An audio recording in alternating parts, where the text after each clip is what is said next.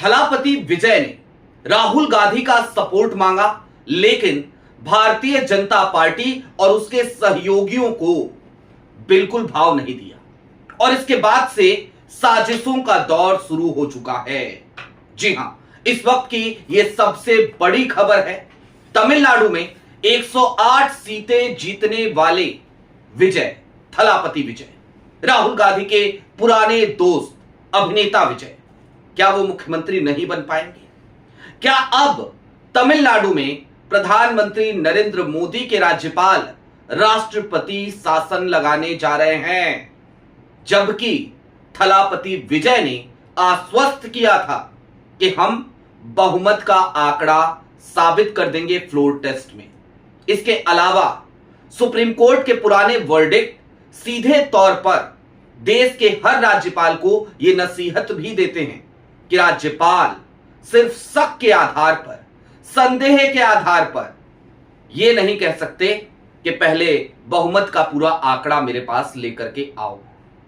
और जबकि विजय के पास, जो हमारे सोर्सेज बता रहे हैं तमिलनाडु से, आंकड़ा बहुमत का विजय को मिल चुका है। 117 की ही जरूरत है, 118 की भी नहीं। उसके बावजूद विजय के पास 118 का आंकड़ा है। फिर यह खेल क्यों चल रहा है? सारी बातें जरा विस्तार से करेंगे। नमस्कार, मैं स्वप्निल और आप मुद्दा देख रहे हैं। दोस्तों, आगे बढ़ें उससे पहले वही छोटी सी अपील। मुद्दा इन दिनों एक गंभीर आर्थिक संकट से जूझ रहा है। एक तरफ हमारे मेन बैंक अकाउंट्स बीते लंबे समय से फ्रीज चल रहे हैं, तो दूसरी तरफ हमारे 2.5 साल पुराने चैनल को हमसे लंबे समय तक छीन कर रखा गया था। ऐसे में डे टू डे ऑपरेशंस में मुद्दा को काफी मुश्किलों का सामना करना पड़ता है। लिहाजा आपसे गुजारिश है, यदि आप चाहें तो स्क्रीन पर दिख रहे क्यूआर कोड या फिर के नीचे दिख रहे यूपीआई नंबर्स के जरिए मुद्दा की छोटी छोटी मदद जरूर कीजिएगा, ताकि हमारी बेबाकी यूं ही बरकरार रहे।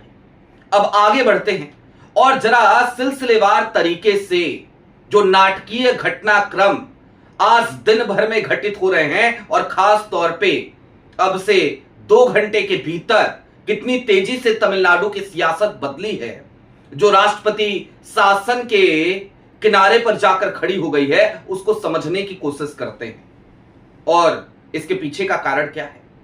सबसे बड़ा कारण तो यही है कि टीवी के भारतीय जनता पार्टी की नफरती विचारधारा को स्वीकार करने को तैयार नहीं। विजय बहुत अच्छे तरीके से जानते हैं भारतीय जनता पार्टी के तमाम षड्यंत्र को, और विजय लगातार कांग्रेस के साथ बने हुए हैं। विजय ने खुद ही कांग्रेस से समर्थन मांगा और कांग्रेस ने अपना समर्थन दे भी दिया। इसके बाद डीएमके की क्या प्रतिक्रिया आई है उस पर भी बात करेंगे। लेकिन जैसे ही कांग्रेस और विजय एक साथ आए, राहुल गांधी और विजय एक साथ आए, वैसे ही ऐसा लग रहा है जैसे दिल्ली दरबार तिलमिला उठा। मोदी जी तिलमिला उठे, और इतना तिलमिला उठे कि पूछिए मत। थलापति विजय आज गवर्नर से मिलने गए थे, हाथों में चिट्ठी लेकर के गए थे। 112 विधायकों का समर्थन विजय के पास उस वक्त पे था जिस वक्त वो राज्यपाल के पास पहुंचे। बाकी लोगों से अभी बात चल रही है। कुछ पार्टियां हैं जिन्होंने अभी डिसीजन नहीं लिया है, वो अभी डिसीजन लेंगी। कुछ की बैठक कल बुलाई गई है, और ऐसे में थलापति विजय ने सीधे तौर पे कहा कि ये 112 विधायकों का समर्थन का पत्र है। राजेंद्र आर लेकर हैं वहां के राज्यपाल तमिलनाडु के, उनसे विजय ने कहा आप हमें सरकार बनाने का अवसर दीजिए और हम फ्लोर टेस्ट में बहुमत साबित कर देंगे। और विजय को ऐसा करने की कोई जरूरत भी नहीं थी, मैं आपको यह भी बता दूं, क्योंकि कहीं से कहीं तक कोई कानूनी बाधा विजय के पास नहीं है इसके लिए कि वो पहले जाए राज्यपाल के पास और जाकर के कहें कि हुजूर ये बहुमत का आंकड़ा है मेरे पास, चलिए जरा हमारी सरकार बनवाइए। सिंगल लार्जेस्ट पार्टी है विजय। गवर्नर को बहुत पहले चाहिए था कि वो खुद से इनवाइट करते विजय को कि आइए आकर के आप सरकार बनाइए, लेकिन गवर्नर ने नहीं किया। तो उसके बाद खुद से चिट्ठी लिखनी पड़ी विजय को, खुद जाकर के मिलना पड़ा। जाकर के मिले, 112 विधायकों के समर्थन की चिट्ठी भी दी, क्योंकि 108 सीटें तो सीधे तौर पर विजय की पार्टी ने जीती हैं, लेकिन उसमें से 2 सीट विजय जीत चुके हैं। ऐसे में उनको 1 से इस्तीफा देना होगा, तो हो गए 107 और 5 विधायक कांग्रेस के, उनका समर्थन का पत्र था। उसके बाद गवर्नर ने खेला कर दिया, थलापति विजय को लौटा दिया और कहा कि 112 से काम नहीं चलेगा, 118 लेकर के आइए। भाई 118 की जरूरत ही कहां है, 1 सीट तो वैसे ही खाली होगी, तो फिर बहुमत का आंकड़ा तो घट जाएगा ना, 117 हो जाएगा ना। उसके बाद भी इन्होंने कहा कि नहीं, आप 118 का समर्थन जुटा करके लाइए हमारे पास चिट्ठी, उसके बाद हम आपको इनवाइट करेंगे। और इस बीच में और क्या किया राज्यपाल महोदय ने, तमिलनाडु की विधानसभा को कल की तारीख से भंग कर दिया, यानी कि 5 मई या 6 मई की तारीख है, कल की तारीख से ऑर्डर जारी कर दिया कि 5 मई से तमिलनाडु की विधानसभा भंग की जाती है। और आनन फानन में मैं तो इसे इसी तरीके से देख रहा हूं कि राष्ट्रपति शासन तमिलनाडु में लगाने की तैयारी भारतीय जनता पार्टी कर चुकी है। मोदी जी अपने राज्यपाल से ये कराने जा रहे हैं। अब मैं आपको कुछ बातें और बता दूं। दरअसल सुप्रीम कोर्ट ने बासोराज मुंबई, उनके कर्नाटका के मुख्यमंत्री रहे, उनके केस में और उद्धव ठाकरे के केस में भी जो वर्डिक्ट दिया था, वो वर्डिक्ट सीधे तौर पर चीख चीख कर यह कहता है कि राज्यपाल शक और संदेह के आधार पर कभी भी किसी नेता से यह नहीं कह सकते कि भैया पहले फ्लोर टेस्ट करो, बिल्कुल नहीं कह सकते, यह अधिकार ही नहीं है उनके पास। तो जब अधिकार नहीं है तो फिर यह किस विशेषाधिकार का प्रयोग किया जा रहा है भैया? और आज की तारीख तक कभी ऐसा हुआ भी नहीं है। सदन परंपराओं से चलता है और परंपरा यह कहती है कि गवर्नर को चाहिए जो भी सिंगल लार्जेस्ट पार्टी हो, सबसे बड़ी पार्टी हो, उसको बुलाए, उससे पूछे कि भाई समर्थन आपके पास है कि नहीं है, वो आप देख लीजिए और आप आइए, आपको मैं सरकार बनाने का निमंत्रण दे रहा हूं। ये काम तो उन्होंने किया नहीं, अब अड़ंगे जो लगा रहे हैं वो मैंने आपको बता दिया। दूसरी तरफ और क्या चल रहा है मैं आपको बता दूं। मैंने कहा था कि 118 का नंबर है इस समय पे, कैसे है वो समझिए। दरअसल 107 विधायक तो खुद विजय के हैं, 108 हैं लेकिन 7, क्योंकि 1 सीट से विजय इस्तीफा देंगे। 5 कांग्रेस के हैं, उसका समर्थन का पत्र भी विजय को थमा चुकी है तमिलनाडु कांग्रेस। खुद तमिलनाडु कांग्रेस के प्रभारी वहां पहुंचे थे, प्रवीण चक्रवर्ती वहां पहुंचे थे, वो तस्वीरें आपने देखी होंगी। तो ये हो गई टोटल संख्या 112 की। इसके बाद पीकेएम है, उसके 4 हैं, तो 112 4 16, और मुस्लिम लीग है जो विजय को समर्थन देने के लिए तैयार है, 2 विधायक हैं उसके, तो ये कितने हो गए 18। और वीसीके जो 4 सीटें जीती है, कांग्रेस और डीएमके के गठबंधन की सहयोगी थी, उसने भी कल की तारीख में बैठक बुला ली है अपनी कि भाई हम जो है डिसाइड करेंगे कल कि विजय को समर्थन देना है कि नहीं देना है। वीसीके का कल का डिसीजन जहां तक सोर्सेज बता रहे हैं वो यही होगा कि वो भी अब समर्थन देने जा रही है टीवीके को। और क्यों देने जा रही है? क्योंकि डीएमके का एटीट्यूड हमेशा से यही रहा है कि उसने सहयोगी दलों को कभी भी तमिलनाडु में कोई तरजीह नहीं दी है, अच्छी सीटें लड़ने के लिए नहीं देती।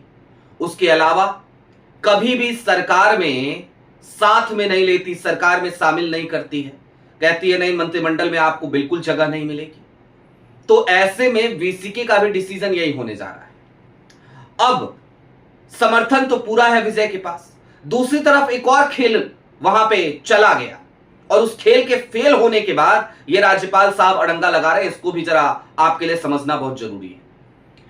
एआईएडीएमके की तरफ से सबसे पहले तो ये खबरें चलाई गई सोर्सेस के हवाले से कि वहां टूट हो गई है, 35 विधायक साथ आ जाएंगे टीवीके के।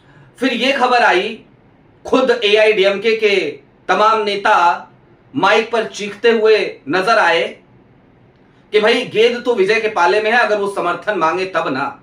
लेकिन दूसरी तरफ विजय ने समर्थन मांगा नहीं। और क्यों नहीं मांगा?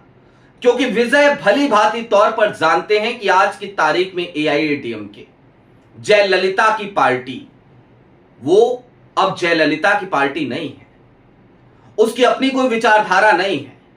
वो भारतीय जनता पार्टी द्वारा संचालित होने वाली पार्टी है। उसके डिसीजन अमित शाह साहब के ऑफिस से दिल्ली में बैठकर लिए जाते हैं, ना कि तमिलनाडु में लिए जाते हैं। तो ऐसे में विजय क्यों अपने पैरों पर कुल्हाड़ी मारेंगे? क्यों जाएंगे एआईएडीएमके से समर्थन मांगने? तो जब एआईएडीएमके के समर्थन से इनकार कर दिया विजय ने, भारतीय जनता पार्टी से उनकी कितनी दुश्मनी है वो ये बात पूरे चुनाव प्रचार के दौरान चीख चीख कर बता चुके हैं। और राहुल गांधी से वो कितनी मोहब्बत करते हैं या राहुल गांधी उनको कितना मानते हैं और दोनों के बीच में कितना अच्छा रिश्ता है, ये बातें तो 2009 से लेकर अब तक कई बार कई मंचों पे देखी जा चुकी हैं। ऐसे में चूंकि राहुल और थलापति विजय दोनों एक साथ आ रहे हैं और इनके एक साथ आने से और तमिलनाडु में सरकार बनाने के बाद इनकी नजर आंध्र प्रदेश में होगी।